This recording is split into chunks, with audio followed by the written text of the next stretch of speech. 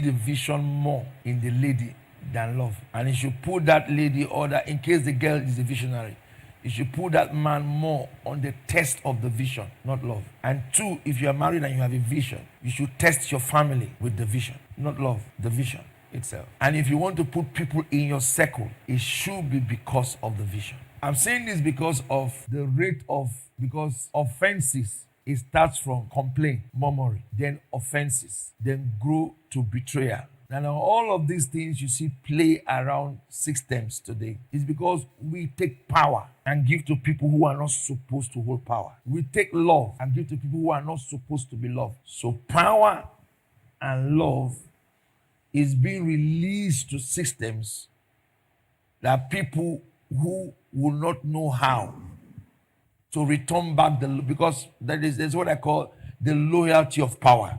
You return the power loyalty back to the one who gave you. So the people you give power, keep it. They return back to you as powerful people, not as loyal people. So that those who you give love, they return back to you as the people you give love. They don't give you love, they return back to you what you give them, but not the expression of what you give them.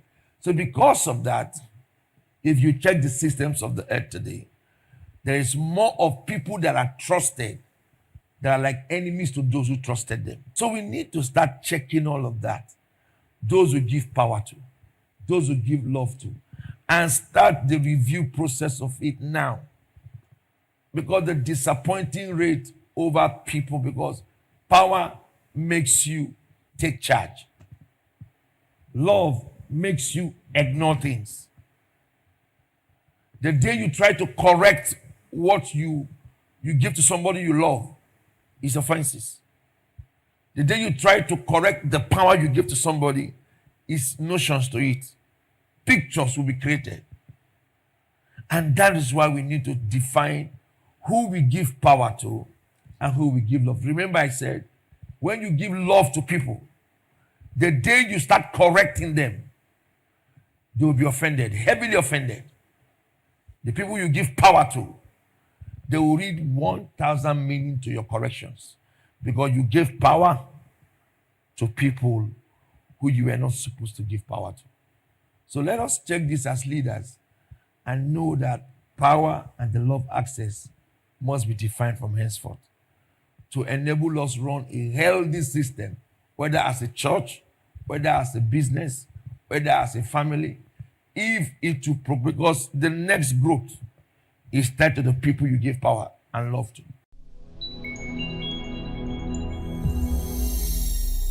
One of the things that we have grossly abused is the power of privilege. And because it's heavily abused, so understanding will always be a problem. You don't, for example, you talk to somebody who has been in a system for more than a year, has been there, knows the nuts and the dots of a system. But you notice the person is not driving the system as he's supposed to drive the system. I don't understand what you want to hear from the leader. Because if you want to hear words of peace, then you should drive the system.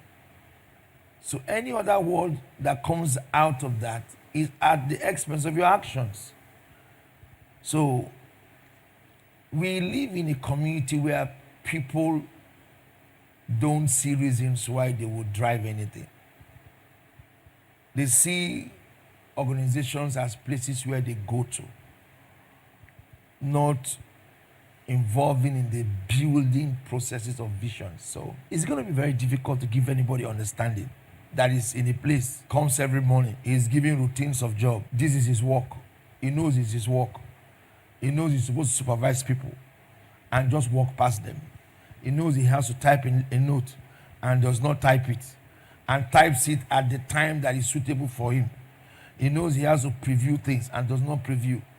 Now, what level of understanding will you sell to that kind of? Because understanding is already there. Understanding is already there because the work has details. This is your job. This is what you have to do. This is how you are going to do it. Understanding is already before you. So the thing is, people have refused to understand that visions have to progress. Because if you're bothered about the progression of the vision, you may be talking about growth. We're not bothered about growth.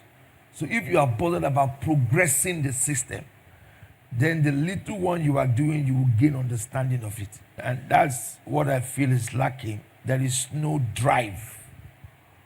People who work with system don't have the drive of the visionary.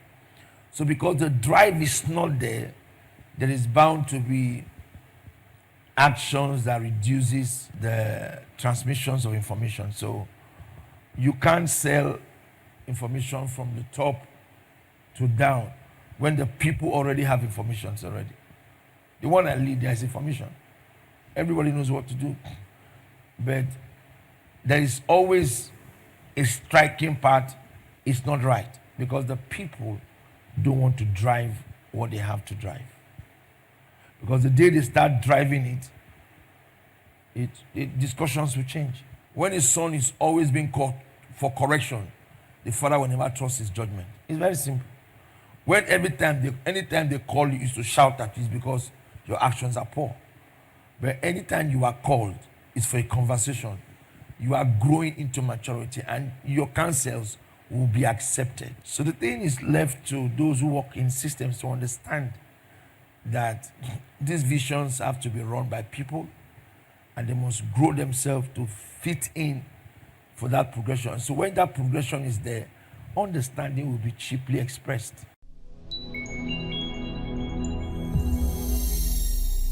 I have been around for a while, and this thing about self-validation, people's approval, makes people do a lot of things. So, I work to myself early enough that I don't need anybody's approval to do what is right. So, if you stay in a place where people misjudge you, don't misjudge yourself. You are the actor of your life. Proving a point simply means you are giving people the energy to judge you. I don't prove a point to people. That's why if I speak to you now, you are angry, I can still speak to you again with the same tone I used that is making you angry. And I've always said there's one decision people will take. Some people think consolation is weakness. No. If somebody speaks to you to change the decision you took, it's because the person sees something you don't see about yourself. It's not because you are useful. Because the person sees a future better than you don't see about yourself. So it's for you to understand that life is a prophecy and live your life as a prophecy. Stop this validation about people. That's why people do all the things they do. So when you see yourself as a prophecy, you will live your life like a prophecy. And you will reduce the interest of people, the actions of people towards you. How will you live in a society where they tell you that your mother was impregnated by the Holy Spirit? Jesus lived like that in a society. His message was not accepted. They were literally mocking him anytime he preaches. But he kept saying the same thing. So you must understand that you live a life of prophecy and live your prophecy. Stay in that environment and teach people how to live life. And it is learning how to live life that makes you live well. So first, understand your prophecy and use that prophecy and live your life. You will not explain. Explanation means you are in a problem. Stop explaining yourself. Live the life that is right, that connects to God and the Bible. And every other thing is not your problem. Justify yourself by scriptures. And the Bible has told you how to live, who to be friends with, who to speak with, how to behave to people. So you have to use that and build a guide and standard for yourself. People tend to talk about people in a place because they are low-minded people. When you go to a place, you live your life influencing a system, not the system literally corrupting your life. It simply means you are not mature enough to lead your life because you will be in an environment where they are against what you stand for. Will you give in to it because they are against what you stand for? Nelson Mandela today, how did he become Nelson Mandela? He stood for what he believed. So stand for what is right. Do what is right. Check your conscience. As long as you're not doing what is wrong, always do what is right. And don't explain when you are right. Even when you are misjudged, don't explain. When you try to explain, it means you are wrong. Don't defend when you are right. You only try to explain when you are wrong. And explanation simply means you are apologizing for an error. But when you are right, you don't apologize for an error. But saying that you're going to give up because of people are misjudging you, you don't have a prophecy, you don't see a future, and you are not going to succeed in life. Because everybody misjudges us. Even your wife or husband or kids will misjudge you. They will do certain things around you, make as if the vision you are running is useless. Even your sisters will do the same to you, your brothers. So why are you personalizing it? People will do those things to you. Jesus had the same crisis. Abraham had, Joseph had. Everybody we talk about in scriptures had the same problem. Joseph was misjudged. Jesus was misjudged. Abraham was misjudged. But they are successful because they understood that life has to be progressed through prophecy. You see the end, you don't see the beginning.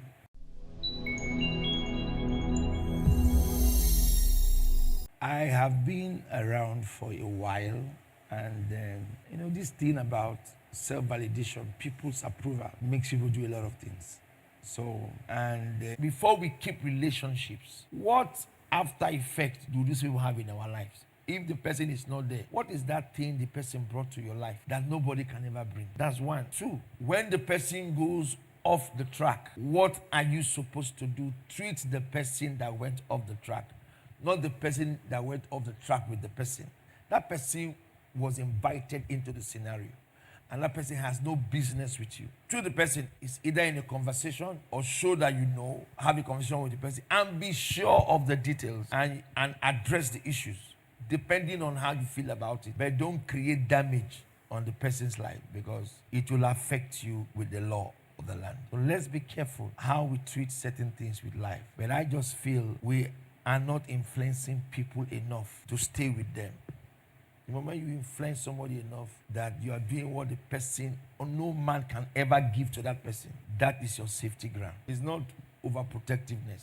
Do something that nobody is doing to that person's life. That's your safety ground. All these ones I see people do all the time. Your safety ground is do what nobody can do to that person's life, either male or female. That's your safety ground. And if that person now goes out to misbehave, show maturity by building conversations and making corrections. And if that leads to certain decisions, it should be decision taken between the both of you.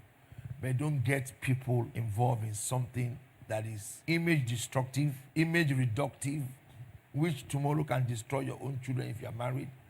Let us learn how to manage image crisis, because the after effects of those crises will tell more on our children in the future. So let's be careful with that.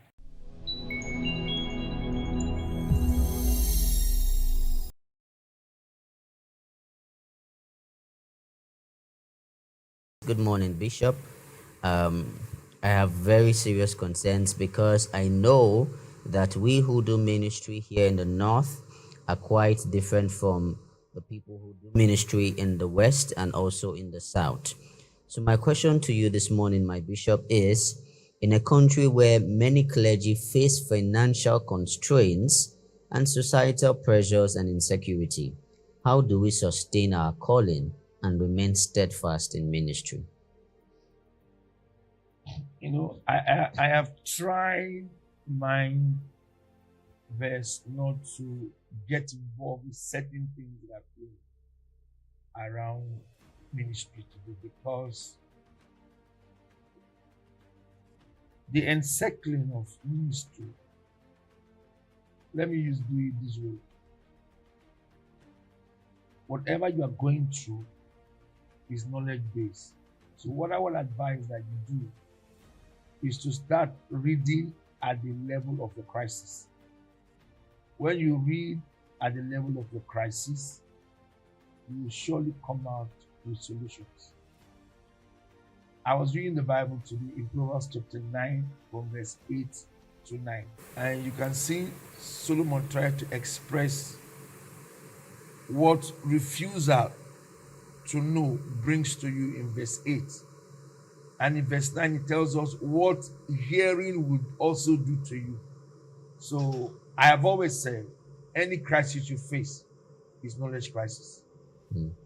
Any crisis you face in your job, in your business, whether ministry or out of ministry, is knowledge crisis. So you need to understand that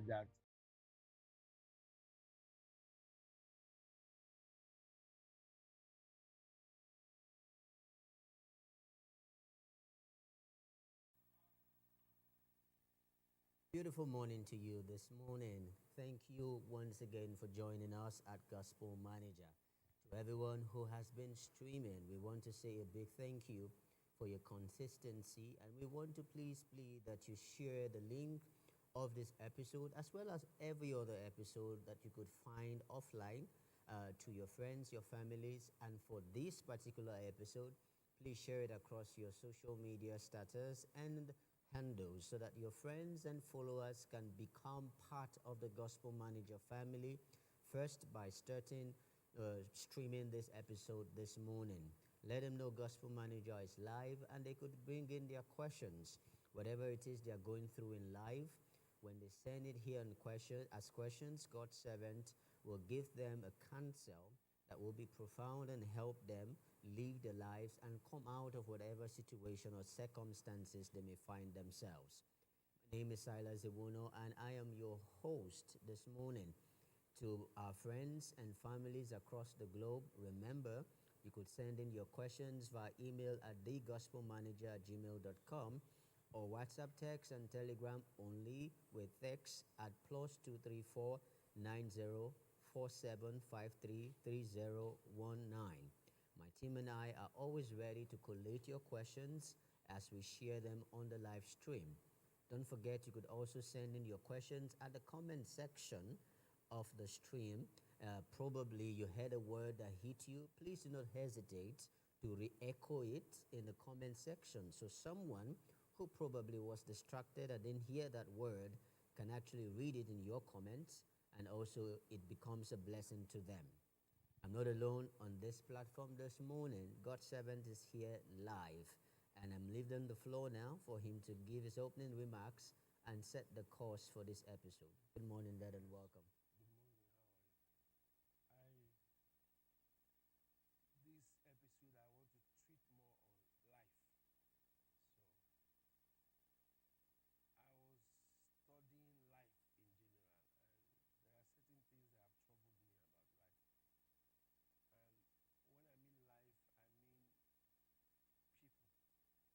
I mean life, I mean people. There are 3 levels of life cabinets that if I had known when I was trying to start the honor one, there are people who were not supposed to be in my bedroom cabinet, and I will explain. There is the parlor cabinet, and that cabinet is where you start relationships, where you get to know people, where you get to know why they are with you. At that level, you people are just trying to know yourself, talking. They don't need you for anything. You guys are working. You are relating, you are working. They believe in your vision, they are following you, they come around, they believe in it. That's the level. And then what they do in that parlor cabinet level, it's what now progresses them to the kitchen cabinet. The kitchen cabinet is where you start having indirect contact with personal issues. You share personal issues, they know certain things about you, they have access to certain levels of your life. They can tell it, they can defend it, they can speak about it. That's the kitchen level. They have informations that those in the parlor level don't have. They are prior to that. So that level is the kitchen level. And you know, the kitchen platform is where we eat from life. At that level, informations are really passed. If you have wrong dealings in that kitchen level, there will be a lot of information in that level. And if that level has bad people around you, that level can destroy you. And then when I get to the room level, the bedroom level, which is the bedroom cabinet, which is a place of strength, control. That is where you hear the truth about yourself. Somebody in that cabinet is telling you, this is a weakness, this is a strength. So at that level, you should be expecting to hear nothing but the truth. And when we understand life that way, then it will be easier for us. You know, I'm too bothered about the crisis people face. Sometimes I ask myself, why would this person face this kind of crisis? What's the essence of somebody facing a certain level of crisis? Why are you even in the problem for the first place? Why are you even there? You're not even supposed to be there. Because if you're hearing the truth and you are accepting the truth, you're not supposed to be there. And two, if you have kitchen informations, you know what to do with that level, and then that it just gives you. So let us treat these three cabinets of our lives and check who moves from parlor to kitchen, who moves from kitchen to the bedroom. All the disappointment you have seen in life, we carry people from parlor to kitchen, to who are not even mature, to be in the bedroom. We take them to the bedroom. So by the time we take them to the bedroom and they begin to share things in the bedroom, your value is dimming for life because they are not mature enough to handle your bedroom matters and to handle your weaknesses. It's not all about, it's not love making you. I'm talking about bedroom matters means your weaknesses and your strength. They can't handle it. So as long as they cannot handle your weakness and your strength, that's already a major problem.